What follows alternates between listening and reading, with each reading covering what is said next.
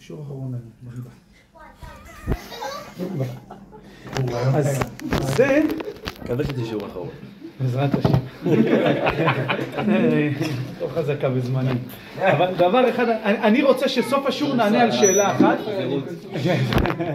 השאלה הזאת, אני שאלתי אותה, יהודי שהזמין אותי לשיעור. אני כבר אומר לך, הבעיה שאתה יושב לידי, אני אוהב לגוע, אני אוהב להרביץ, אבל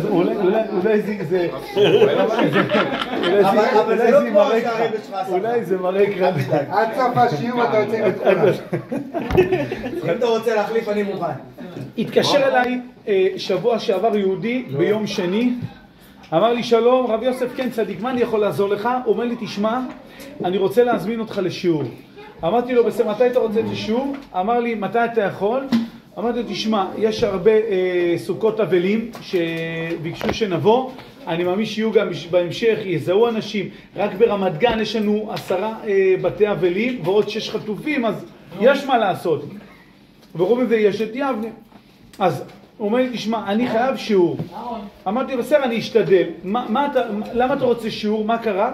הוא אומר לי, היינו 12 בחורים במסיבה, חזרנו 9, 3 נרצחו, אנחנו רוצים לעשות ברכת הגומל. אמרתי לו, וואו, איזה יופי, איזה מרגש, ספר לי קצת.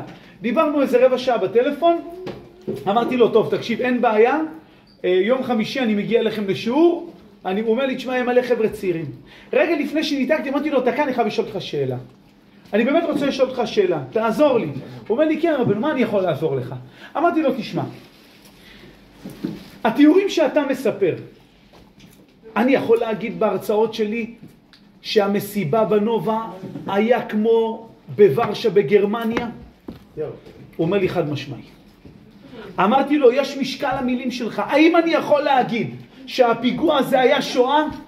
הוא אומר לי, חד משמעי, 10-0, הרב דברים קשים, עין לא ראתה. אם אני אספר לך, עכשיו מדברים על בן אדם, הוא לא צריך ללכת עם חולצה ארוכה, כי הידיים שלו שרבולים של קעקועים. כאילו אין לו שום דבר, הוא רוצה גומל, סודה, לא יודע איך הוא הגיע. ואז אני אומר לו, תשמע, אתה מבין, אתה אומר לי שהייתה פה שואה. הוא אומר לי, בוודאי. אמרתי לו, אז תראה, קשה לי. הוא אומר לי, מה קשה לך? אמרתי לו, קשה לי דבר אחד. בשואה יש חוקרים מפה עד אילת לשואה. אחד החוקרים החרדים קוראים לו הרב מרדכי נוגרשל. אני מכיר אותו הרבה שנים, הוא קורא את הספרים שלו. הוא אמר לי, תשמע, הוא אומר, יש שאלה אחת על השואה. איפה היה בורא עולם בשואה? איפה היה? אני רוצה לדעת איפה היה. אנשים שואלים, אנשים עד כדי כך שאומרים לך, אל תיכנס עם אנשים לשאלה הזאת, ניצולי שואה, אתה לא תצא מזה, יש להם טענות חזקות, הם עברו דברים קשים. אני רוצה לשאול אותך, עומרי, שאלה. ככה אני אומר לבחור שיזמין את השוק. אני רוצה לשאול אותך, עומרי, שאלה. למה? שהיה שואה, כולם שאלו איפה היה בורא עולם. והיום שהייתה שואה, כולם רוצים להתקרב לבורא עולם. אני רוצה להבין את זה. למה אני? סך הכל, אנחנו מדברים פה שבוע וחצי אחרי המקרה הטרגי הזה. מעל, תקשיבו טוב, כל הציציות של שמיה, נגמר. מחסנים, אני גמרתי לו אותם, תשאל אותם מי גמר לו אותם. הביאו לי לידיים בלוקים של כסף. אתה יודע מה זה בלוקים? אנשים בעלי ממון חזק משיעורים, כך תביא ציציות לחיילים. נגמרו הציציות, תביא סידורים. פנחס, אתמול התקשרתי לפנחס רובן, אולי, אני אומר לכם, אני אגיד לכם בדיוק, התקשרתי אתמול לפנחס, הנה פנחס רובן, אתמול התקשרתי אליו, בשעה 11:34, אמרתי לו, פנחס תעזוב הכל, פתח עכשיו את החנות, אני חייב, אמרתי לו, פתח עכשיו את החנות, אני חייב תהילים לחבר'ה של גבעתי על הגבול, מחכים לאוקיי של להיכנס. בא בן אדם, לקח 840 תהילים, לחלק לכל הגדוד החוד שנכנס ראשון. אני שואל שאלה. בשואה אומרים, איפה היה בורא עולם? היום שעשו לנו מיני שואה של יום אחד עם תוצאה לא פשוטה. כולם רוצים ציציות, כולם רוצים שיעורי תורה, כולם רוצים חומשים, אנשים צועקים לתהילים, למה? למה אתה רוצה סעודת הודיה? ראית את חבר שלך נשחט לך מול העיניים. למה אתה רוצה שיעור תורה? למה אתה לא שואל איפה בורא עולם? היה בנובה. למה אתה לא שואל אותי איפה בורא עולם? היה בעוטף עזה. למה ההיסטוריה השתנה? למה?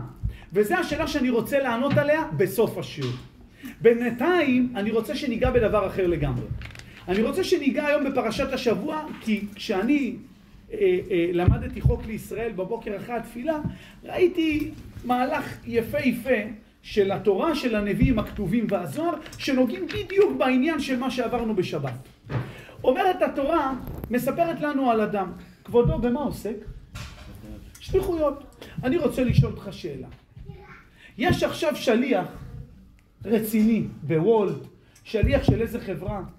הוא רוצה להתקדם, הוא רוצה כבר להגיע למצב של משרד, הוא רוצה דרגה, הוא רוצה להיות משהו בכיר. האם יכול להיות מציאות כזאת שחייל יקבל צל"ש בבקו"ם? יש דבר כזה? יש היסטוריה כזאת? חייל לא יכול לקבל צל"ש בבקו"ם. עוד לא הוכחת את עצמך. פעם ראית חייל שהתגייס, קיבל קצין? אין דבר כזה. יש דברים שבשביל לקבל אותם, אדם צריך לעבוד עליהם, לטרוח, לעמול, לתת קבלות, להראות תוצאות, לקבל. אברהם אבינו, אני מבין, יתהלך לפניי ויהיה תמים. יעקב אבינו היה מוכן לאבד את הבן שלו 22 שנה, לא שאל שאלות על הקדוש ברוך הוא. יצחק היה מוכן להניח את עצמו למזבח. אני מבין, משה רבנו עזב את כולם לכבודו יתברך, הלך להושיע עם. אני מבין, אבל אתה בא ומדבר איתי על דמות, ריבונו של עולם. אתה מתחיל אתה מתחיל לפזר פה תארים על בן אדם שלא שמענו עליו, לא יודעים מי או מה דיברו עליו, מה הוא עשה בחיים. בוא תספר לי רגע מה עבר עליו. בוא תספר לי מה הוא עשה בחיים, ממה הוא מתמודד. אלה תולדות נוח, נוח איש צדיק, תמים, היה בדורותיו. על מה, על סמך מה, איזה ניסיון הוא עבר, איזה קושי, איזה דרך, מול מה הוא נלחם. זה אחת השאלות הכי ברורות בפרשה. אבל זה היה פחות קשה לי ממה שרש"י אומר. שאומר המדרש, ככה מביא הקדוש ברוך הוא בתורה, אמר לו ויאמר השם אל נוח כנס אתה ואשתך ובניך איתך אל תוך התיבה מפני מי המבול. ודאי שיכנס לתיבה. מה זאת אומרת? למה אני 120 שנה בונה תיבה? 120 שנה אני בונה, עמל, טורח, שבסוף אני אוכל להיכנס ולהציל את עצמי. למה בורא עולם היה צריך להגיד לו להיכנס לתיבה? אומר המדרש, לא נכנס אל התיבה עד שהמים הגיעו לקרסוליו. רש"י נותן קונטרה, היה מאמין ולא מאמין, נוח מקטני המנה היה. אני שואל שאלה. האם אין פה איזשהו קטגוריה, איזשהו סעיף קבלה, איזשהו מה שנקרא אלגוריתם שאני יכול לשייך את עצמי לאדם שנקרא צדיק? האם אני יכול לקרוא לעצמי צדיק? אם אני צדיק, התנאי, הסף הראשון להיכנס לקטגוריה צדיק זה לא אמונה? האם אני יכול להיות צדיק בלי להאמין בהשם? יש דבר כזה? יש מציאות כזאת? יכול להיות שהקדוש ברוך הוא יגיד לי כאלה תשבחות של תמים, תמים זה שלם. צדיק זה בעיוור, הולך עם השם, בזמן שרש"י רושם לי לפני 1000 שנה, מקטני המנה היה מאמין ולא מאמין. אלא רבותיי, הקדוש ברוך הוא רוצה להראות לנו פה משהו. אנחנו מאמינים ולא מאמינים. למה אנחנו מבועלים? למה אנחנו מופתעים?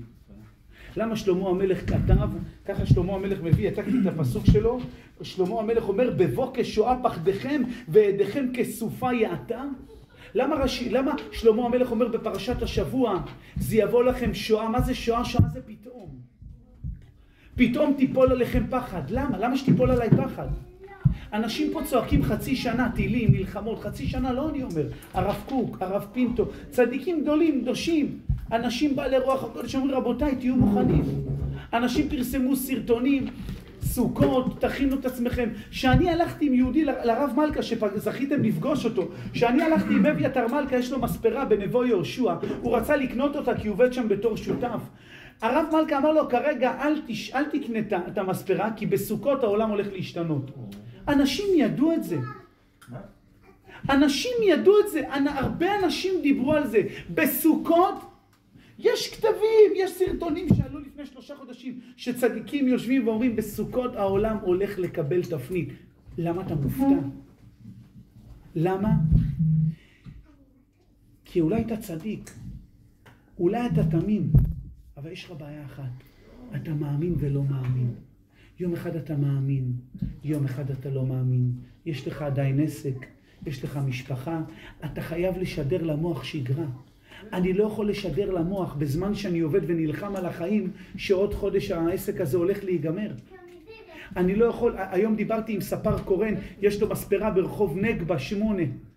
הבן אדם הזה עושה בשבוע 50,000 שקל, שתבינו, הוא עובד חזק. כל יום באות אליו 20 בנות לעשות החלקה, כל החלקה זה 1,800 שקל. אתם שומעים מה אני אומר לכם? הבן אדם מדפיס כסף, יש לו בית במושב. החלקה, זאת אומרת, הספר זה בסדר אם אתה שליח של וולט. לא, תראה, אני לא יודע לגבי שליחים, אבל הוא ספר מטורף, הבן אדם מביא בחודש 100,000, יש לו בית במושב הזה, במושב לא גנות, מושב שם, איפה שנס ציונה, באחד המושבים שם, לא, יש לו שם מושב, במקום לפנות שמאלה לנס ציונה, אתה לוקח ימינה. כן, יש לו שם בית ענק, 2 דונם, מיליונים. הוא אומר לי, תשמע, אתה יודע כמה כסף עשיתי השבוע? 1,400 שקל. הוא אומר לי, תשמע, לא ידענו. איך זה בא עלינו? אומר שלמה המלך, בבוקש שואה פחדכם, זה יבוא עליכם פתאום, אתם לא תהיו מוכנים לזה. גם בשואה דיברו איתנו, תברחו, תנוסו, ליל הבדולח, אינקוויזיציות, הולך להיות לו פה בהלגן, אני מתחנן אליכם, תסתלקו מפה, תלכו מפה, אנשים נהרגים, יש כתובות על הקיר, פה אין כניסה ליהודים, אנשים נשארים. הזהירו אותנו, זה חיכה לנו, אנשים הלכו לבנקים, הלכו לבתי מלון, נופשים, חופשים, חוץ לארץ, סגרו אירועים, סגרו חתונות שנה קדימה. אומרים לך שהעולם הולך להשתנות. למה אתה ממשיך את החיים שלך כרגיל, מאמינים ולא מאמינים, מקטני המנה, איך זה נוגע אלינו? למה אנחנו צריכים להיקרא מקטני המנה? למה אנחנו צריכים לקבל את התיק הזה? למה אנחנו צריכים להידמות לאנשים שמאמינים ולא מאמינים? רבותיי, התשובה היא פשוטה. לפני 75 שנה שהקימו את מדינת ישראל, יש אנשים שמשלמים להם, אתם יודעים על מה? על תחזיות. יש להם תחזיות. הם אומרים, יש לי תחזית, שלם לי כסף, אני אספר לך מה יקרה עוד 30 שנה, עוד 40 שנה, עוד 50 שנה. זה העבודה שלהם. תחזיות כלכליות, תחזיות פיננסיות, תחזיות עסקיות. שקמה המדינה, כל החזאים אמרו, אין לכם מה לדאוג. המדינה הזאת לא תחזיק יותר מ-36 חודשים, דהיינו 3 שנים. כולם שאלו למה. אמרו, מה זאת אומרת למה? אתה לא רואה שכל העסק הזה הולך להתפוצץ? מצד אחד מביאים לך מרוקאי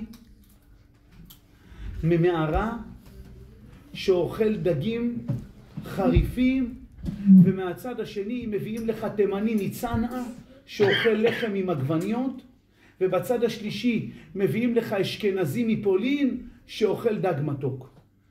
העסק הזה הולך להתפוצץ. זה לא יחזיק מעמד, זה מדבר כמו ערבי, זה מדבר כמו גרמני, התימני לא יודע לדבר בכלל. הם באים ממקומות שונים, דעות שונות, אידיאולוגיות שונות, כל העסק הזה הולך להתפוצץ, לא יותר מ3 שנים הם יהרגו אחד את השני. האמת שככה זה היה צריך להיגמר. סע לאנגליה, כולם קרים, תה עם חלב, מדברים בשקט, לא מוציאים דולר. סע לאמריקה, שמנים, אוהבים לאכול, בזבזנים, תן להם לחיות. סע לסין, מהבוקר עד הלילה רק לעבוד.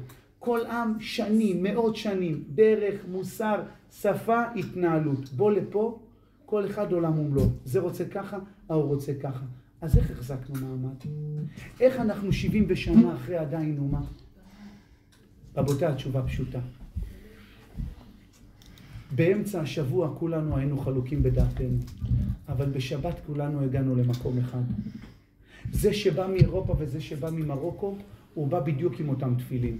איך היה פקס? היה אימייל? היה וואטסאפ? איך הבעל שם טוב ידע שהתפילין של אור החיים מרובעות אם הוא בחיים לא פגש את אור החיים? איך הצדיקים באירופה ידעו באיזה טלית מתעטפים באמריקה? איך? מאיפה הם ידעו? כי יש דבר אחד שהיה מאחד בינינו, זה היהדות. שגלנט עמד יום רביעי שבוע שעבר עם כתפיים זקופות ורגליים מתוחות, והוא אמר, עם ישראל, אני לא יירגע עד שאני לא יחזיר את עזה 50 שנה אחורה. יש לו מזל שלא הייתי במסיבת עיתונאים הזאת. הייתי אומר לו, מר גלנט היקר, השם יאריך ימיך, אבל דבריך מדברים דברי אבל וריק. לא את עזה תחזיר 50 שנה אחורה. אותנו תחזיר 50 שנה אחורה. כי לא ניצחנו את מלחמת יום הכיפורים עם רועה יורה. ולא ניצחנו את מלחמת 6 הימים עם ציפניות. אמרתי את זה היום 8 פעמים, טוב, פה נפלתי. השיעור האחרון.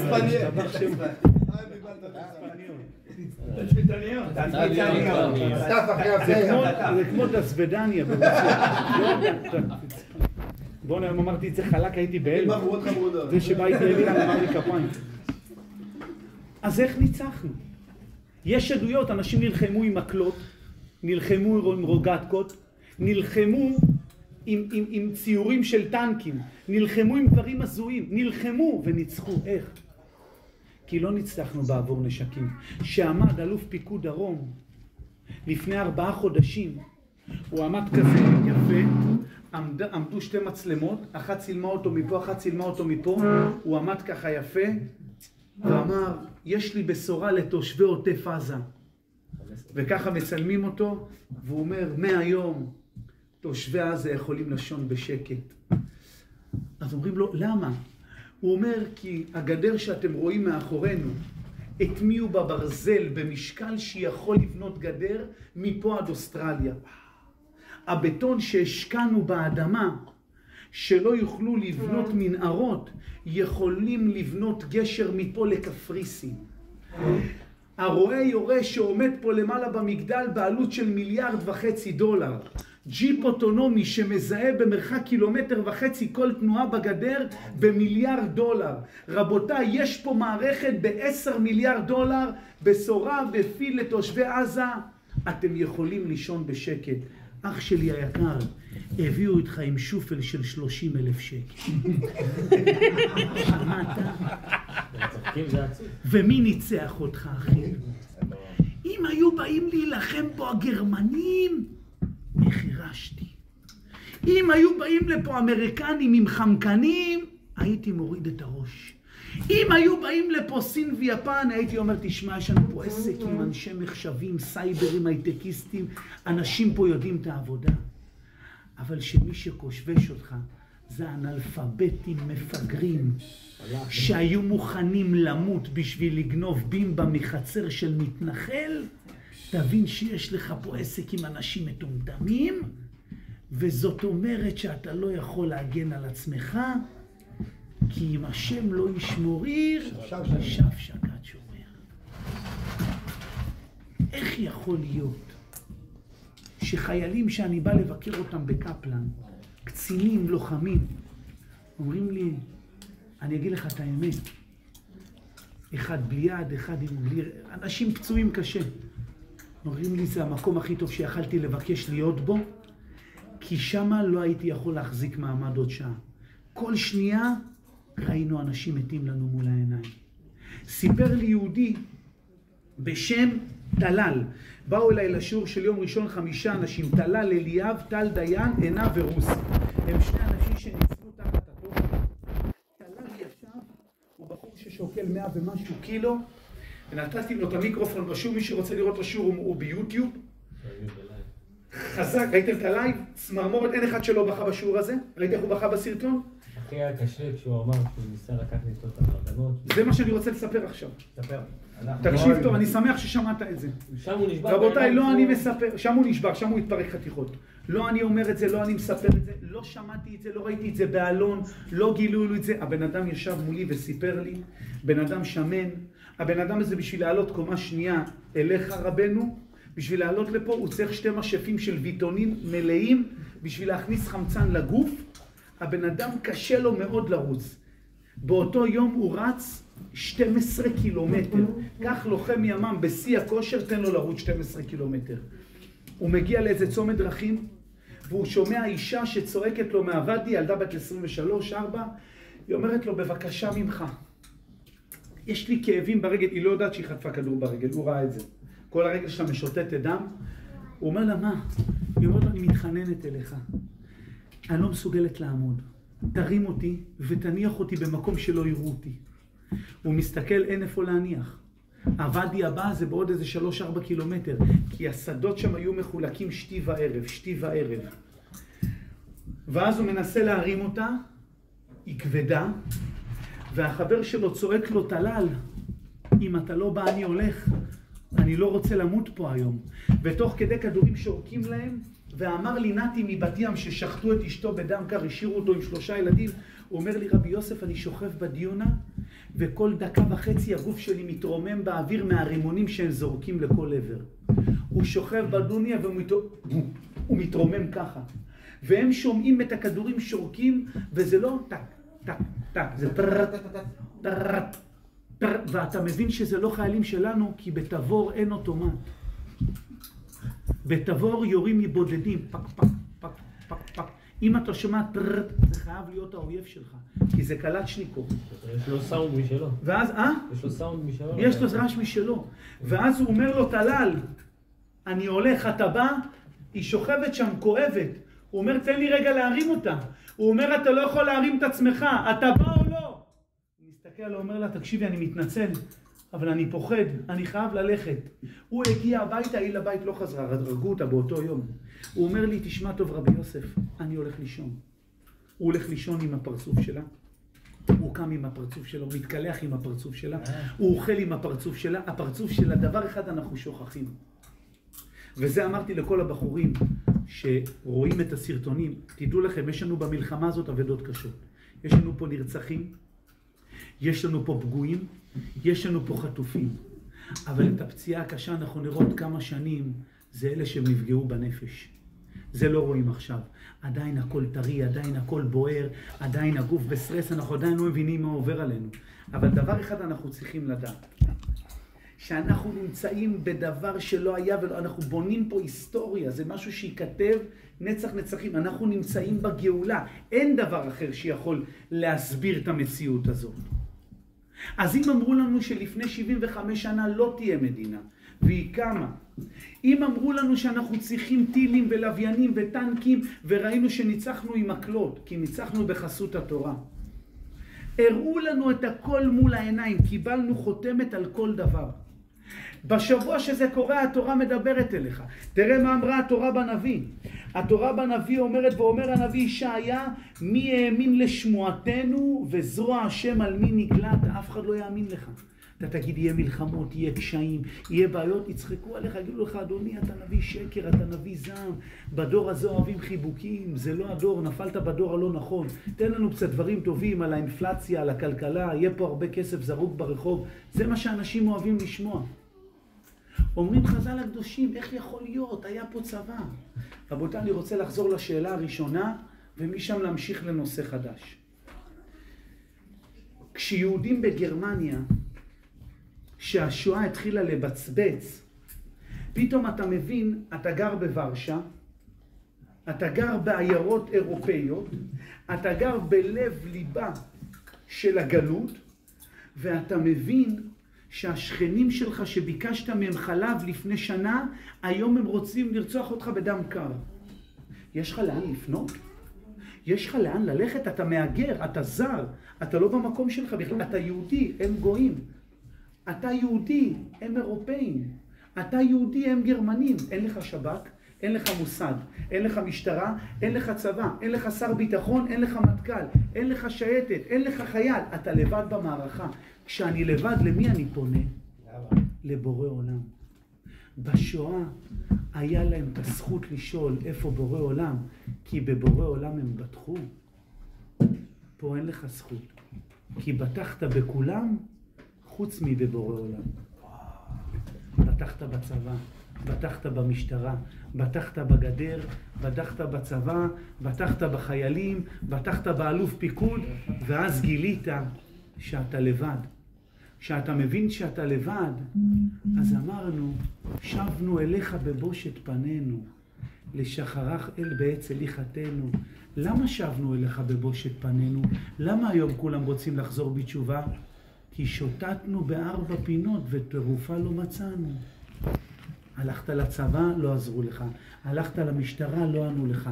אנשים התקשרו, שלום משטרה, דופקים לנו בממ"ד. אנחנו בדרך אליכם, הם הגיעו אחרי 7 שעות. אז במי תפתח? היום כולם רוצים את בורא עולם, אתם יודעים למה? כי בורא עולם הראה לכולם שאין לך אף אחד. שום גדר בעולם לא תעזור לך. שום חייל בעולם לא יעזור לך. אמר הקדוש ברוך הוא לנוח, תעלה לתיבה.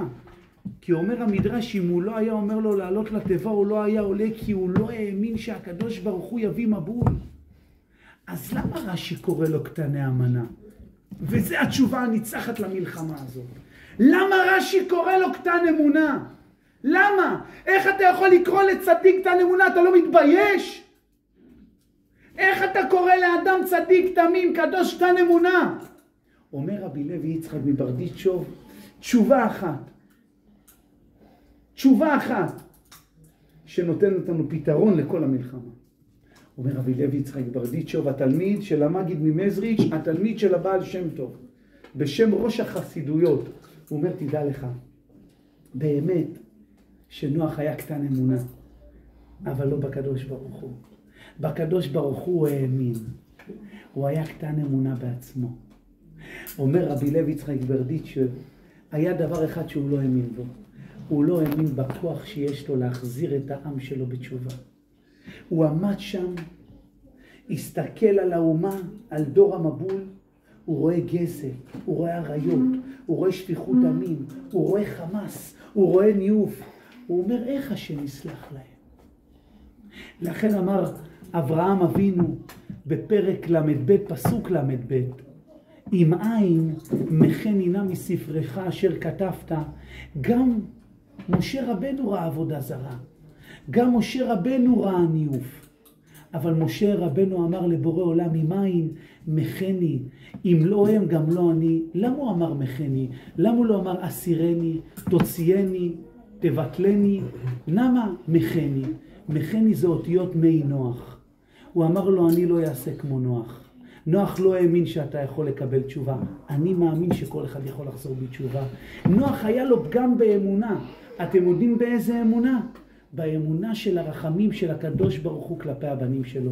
אנחנו נכשלנו בדבר הזה. אנחנו הגענו למצב שאנחנו שונאים את אחים שלנו. היה לנו אחים בתל אביב, בכפר שמריהו, ברשפון, ברמת אביב, שהיית רואה אותם, אתה אומר, אני שונא אותך. אתה רע, אתה גזען, אתה שונא חרדים. אמר לוחם שייטת, כשהם באו לממד בנירים, הם דפקו על הדלת, הם אמרו צבא, לא פתחו. אמרו שייטת, לא פתחו. אחד החיילים דתי, הוא צעק, שמע ישראל, השם אלוקינו, השם אחד. היא פתחה את הממד. אתם יודעים מי גר בעוטף עזה? כל השמאלנים הכי גדולים במדינת ישראל. כל המארגנים הכי גדולים, כל הצד הכי קשה, הם פתחו כשהם שמעו שמע ישראל, השם אלוקינו, השם אחד. אז מי נכשל? אנחנו או הם? הצליחו לעבוד עלינו, כמו שהצליחו לעבוד עליהם. מכרו לנו שקרים, הם ערב רב, הם עמלק. אם אנחנו היינו דנים אותם לכף זכות, המלחמה הזאת לא הייתה קורית. לא האמנו שהקדוש ברוך הוא יכול לסלוח להם. כמו שנוח לא האמין שהקדוש ברוך הוא יכול לסלוח לדור המבול. לכן אמר לו משה רבנו, מכן הנה, אני לא הולך למי נוח. למה זה נקרא מי נוח? כי מי שהביא את המבול היה מי שלא האמין שהדור הזה יכול לקבל תשובה. מה, אתה לא מאמין שבורא עולם יכול לסלוח? מה, אתה לא מאמין שבורא עולם יכול לסלוח ולמחול על הפשעים הכי קשים? ומה הראיה שקיבלנו? אמר לי יהודי אחד, עוז, שזכה להציל שניים. הוא אומר לי, כבוד הרב, אני אחד הכופרים הכי גדולים במדינת ישראל. ראיה שהלכתי ביום שבת בשמחת תורה עם רכב למסיבת טבע ולקחתי סמים. אמרתי, נו, ומה אתה רוצה להגיד בזה? הוא אומר, וששכבתי בדיונה ושמעתי שיורים עליו, אמרתי, בורא עולם, אם אתה מוציא אותי מפה, אני שומר שבת. בורא עולם, אתה מוציא אותי, אני מבטיח לך. אם אתה מראה לי שאתה קיים, אני שומר שבת. בורא עולם הציל אותו. אז איך אתה אומר שבורא עולם לא מקבל תשובה? מלא, היית שומר כמה שבתות, מלא, היית מביא קצת סחורה, מלא, היית מראה לי קבלות, הייתי אומר לך, תשמע, בן אדם רציני, כבר שומר 3 שבתות. מ-0 ל-100 ב3 שניות. מהכופר הכי גדול לבן הכי אהוב. השם לימד אותנו פה מוסר גדול. השם לימד אותנו פה אמונה שכולנו נכשלנו בה. עזבו אתכם לחלק מים, עזבו אתכם עם סיסמאות אתה אחי. בלב שנאנו אותם.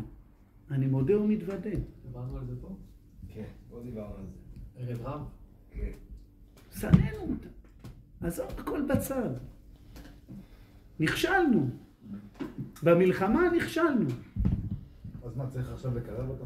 אמר אלוף פיקוד דרום. במוח שלך, הרב כל מלכה, תבין, הרב מלכה אין פה מה לקרב. בשנה רבה, מה הוא בגלל? מה? איך מחזיר אותם? איך זה? צריך לבוא לא, לאהבה. אבל קודם כל תבין. ככה הוא שמעת מה הרב מלכה אמר בהושענא רבה? מה אמר? לבוא אליהם באהבה. נכון. עוד פעם הוא אמר את זה, הבנת? ועוד פעם, אתה זוכר את זה? הייתי היום בדרום תל אביב. לפני שאתה על זה. נכנסתי לעסק בדרום תל אביב. הוא לא אמר ערב רב. אז הוא ערב שאתה לא רב יכול אמר לעמוד ערב בקטע הזה. בפתח של העסק. הוא בלי אמר, לראות אתה מה זוכר, רואה בדרום באהבה. תל אביב. 5 דקות. אתה זוכר את זה? כן, כן. אני נכנס שם הרבה. ואני עומד בדלפק, הבחור עוזר לי, פתאום מגיע עוד בן אדם, הוא מבקש עזרה. והבחור שנשאר בדלפק, הוא מקשיב, אני לא יכול להביא לך את מה שאתה רוצה, כי הבחור עומד בדיוק ליד המקום שאתה צריך את הסחורה ומתפלל. כולנו הסתכלנו, אנחנו יודעים מי העובד מאחורי הדלפק. אף אחד שם לא עם כיפה ולא עם ציצית. אחרי שנייה אני רואה בן אדם, יש לו כזה חור באוזן, סנטימטר של חור באוזן, שרוולים כאלה של קעקועים, כזה ככה, מנצנץ, הקרחת שלו מנצנצת בשמש, הוא עם כיפה מקופלת, אתה רואה את הסימנים, הוא מחזיק את הסידור, הוא עובר למקום אחר להתפלל. נעצר להתפלל מנחה, לא תגיד תפילין או משהו. עמד בצד, התפלל ותתך, דבר כזה, אתה רואה אותו בפינה חשוכה, אתה בורח. עכשיו ראיתי את זה, היום. אז נכשלנו או לא? אמרתי, הלוואי עליי הייתי מתפלל. אתם מבינים את המדרגה הזאת? אתם מבינים איפה פספסנו? אמר אלוף פיקוד דרום. אמר אלוף פיקוד דרום דבר יפה. צריך להתחזק מזה. צריך להאמין שהוא אמר את זה ממקום טוב. אנחנו נכנסנו למקום שלא ידענו לצאת ממנו. טיפסנו על עץ גבוה מדי. לא האמנו, לא נתנו אמון באנשים הכי קרובים אלינו. אתה שומע סיפורים על אנשים שהמרחק ביניהם לבין בורא עולם זה כמו המרחק מפה למאדים. אתה פתאום מזהה שיש להם זעקה אדירה ומרה רק לרוחניות. וזה משהו שאי אפשר להישאר אדיש אליו. לכן אומר הזוהר שמה, וכשעם ישראל יודעים מדרכם הרעה, אני שולח מחבלן. תראו את זה בזוהר של נוח, של יום ראשון. מה זה מחבלן? שמחבלים להם בעבודת השם.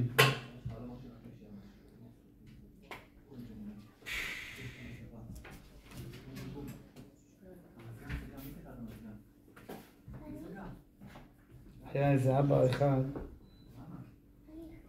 שאמר לי, תראה, בחולון, ברחוב החיל 27, הוא איבן את הבן היחיד שלו. היה לו בן אחד, רצחו אותו במסיבה. עכשיו אתמול הייתי אצלו, ברחוב החיל 27. אלי. איך אתה יכול לחזק אותו? אתה מסתכל עליו, הוא מת מעליך.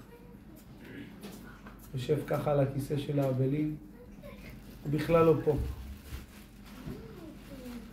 אז הוא אומר, איך אתה יכול לנחם אותי? אמרתי לו, באמת, אין לי איך לנחם אותך, אבל דבר אחד אני יכול להגיד לך. אני מ-2009, ב-2009 זה היה השיעור הראשון שמסרתי. ב-2009, אני זוכר את היום הזה. מסרתי שיעור חבורה בגמרא. מסכת ברכות. זה השיעור הראשון. אמרתי לו, ומאז אני מוסר שיעורים. למה? אני רוצה לקרב, לחזק, לעודד את עם ישראל. אמרתי לו, 14 שנה עברו מאז. 14 שנה של שיעורים, של חיזוקים, בארץ, בחול. דבר אחד אני יכול להגיד לך, שמה שלא הצלחתי לעשות ב-14 שנה, הבן שלך הצליח לעשות ביום אחד. אני לא הצלחתי לעשות שלום בין המנהיגים של קפלן למנהיגים הליטאיים.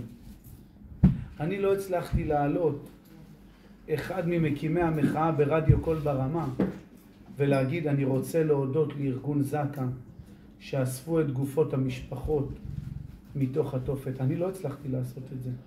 אני לא הצלחתי להביא אלפי חיילים לבקש לחזור לאבא שלהם שבשמיים. 14 שנה אני לא מצליח. במה שהבן שלך הצליח לעשות ביום אחד. אותי זה חיזק. כי אתה מבין באמת שאם זה לא היה קורה, דמי אחיך צועקים אליי מן האדמה. והיום שהיה את הטבח הזה, קראנו בתורה על הרצח הראשון של קין והבל. הרצח הזה היה מזעזע. אתם יודעים למה הוא היה מזעזע? לא כי זה היה רצח, כי זה היה אח שהרג את אחיו. דבר אחד אני יכול להגיד לכם בוודאות. אם הם לא היו פותחים במסע רצח, אנחנו היינו פותחים במסע רצח. אבל בינינו לבין עצמנו. זה היה על הקנה הרצח הראשון, הפוליטי, שהיה קורה במדינת ישראל. כשיהודי רוצח יהודי זה קטרוג גדול בשמיים. כשגוי רוצח יהודי זה הסנגוריה הכי גדולה בשמיים. סוג של רחמנות שהקדוש ברוך הוא עשה לנו. אין לך רחמים יותר גדולים מזה. כשבאו לרצוח ולשחוט את רבי עקיבא, הוא יכל לעצור את זה. אמרו לו התלמידים, עד כאן? הוא אמר להם, כל החיים חיכיתי לזה. כי יש היכל בשמיים שאין צדיק יכול להיכנס בו. זה נקרא היכל שנרצחו על קידוש השם. אתה רוצה לקחת לי את ההיכל הזה? זה היכל שרבי שמעון והרבה צדיקים לא יכולים להיכנס לשם. ומי כן נכנס? אלה שנרצחו על קידוש השם.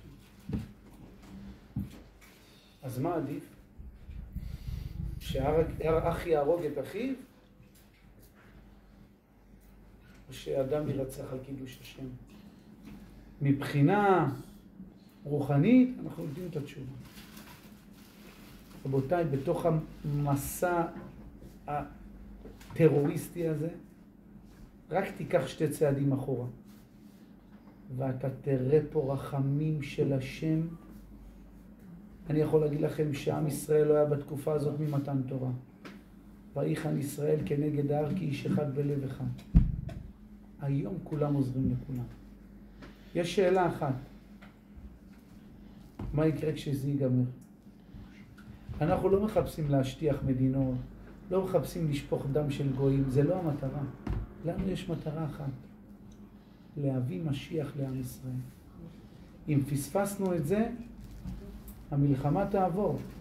השאלה מה יהיה הפגיעה? מה יהיה הצרה הבאה? מה יהיה הנזק הבא? פחות ממשיח הפסדנו במלחמה. פחות מגאולה איבדנו את הממונה. אנחנו צריכים להתפלל לא לניצחון. אם אתם זוכרים לפני 4 שנים בגן ילדים, זה היה בחנוכה. אמרתי לכם, מה אסור ישועתי לך נאה לזבח? כי ערכה לנו הישועה ואין קץ לימי הרעה. אנחנו לא מחפשים ישועה. אנחנו מחפשים קץ לימי הרעה. אין לנו כוח לישועות. אין לנו כוח. עוד ישועה, ועוד ישועה, ועוד ישועה. אבל אין קץ לימי הרעה. תן לנו גאולה. זה מה שאנחנו מבקשים. לא פחות מזה. ישועת השם. ישועת השם. וכן יהי רצון ונאמר אמן. מחילה. מחילה. אין בימים כאלה, מה מחילה. נעשה? מה עם סדר עולמי חדש? אני לא מאמין בזה, אני אגיד לך למה. אני אגיד לך. אני אגיד לך למה אני לא מאמין בזה. אני אגיד לך למה. אם הפגיעה הייתה בקולגות שלנו, אם המתח הזה, אם המלחמה הזאת הייתה פורצת לפני גירוש יהודי גוש קטיף, הייתי אומר לך, תשמע טוב, המדינה מעורבת בזה. אבל ברגע שהם פגעו באנשים שמחזיקים את המדינה, זה לא יכול להיות מבפנים. זה כן ערביי ישראל. אני מדבר סדר עולמי חדש. כי במפות שהם מצאו, היה מסומן באיזה בית יש כלב ובאיזה בית אין כלב. שעבדו שם. נכון. שעבדו בכברים האלה. הם ידעו והם הלכו כאילו הם מכירים את המקום, הם הסתובבו ביישובים כמו שאתה מסתובב בבני ברק. הם ידעו והיה פה... יש כלב או אין כלב, לא הבנתי. כי הערבים מאוד מפחדים מכלבים. מאוד. ירו בכלבים. הם מאוד מפחדים מכלבים. הערבי תראה לו כלב, בזה הם דומים לחרדים. אני לא מפחד מכלבים. אה? אני לא מפחד מכלבים. אולי אתה לא. לא, חרדים מאוד מפחדים מכלבים. אני רואה, הם מאוד מפחדים מכלבים. סדר עולמי חדש, שאהוד ברק רשום זה, וביבי גם רשום, עזוב, נו, זה... תראה, גם אמר לי הרב בצרי, ודילול האוכלוסייה, וכל מיני כאלה. הרב בצרי אמר לי שהחלבן בא בחלום ואמר שיאיר יפיד הוא ראש בעל פאור. ככה החלבן אמר לרב בצרי. זה לא סיפורים, אני דיברתי עם הרב שלמה בצרי, פגשתי אותו במקווה והוא סיפר לי, הוא אמר לי, מי שחלם? אמר שהחלבן אמר, לא, אבל הוא סיפר, הרב סיפר... הבן שלו, הרב שלמה, הוא טובל ברכסים. אני רואה אותו הרבה, אנחנו הולכים עושים שיעורים ביחד. יש לו מדרשייה בגבעתיים, נכון, בבית יוסף. הוא אמר לי שהחלבן אמר שיאיר לפיד הוא ראש בעל פאור. מפה להבין מה ומי ומה ההשלכה ואיך סדר עולמי, תראה, אני יודע דבר אחד. אבל שביבי רשום... אני יודע דבר אחד. יש מנהיג אחד לבירה. כל דבר אחר רק מבלבל. נכון? זה התשובה. זה מבלבל. יכול להיות בונים,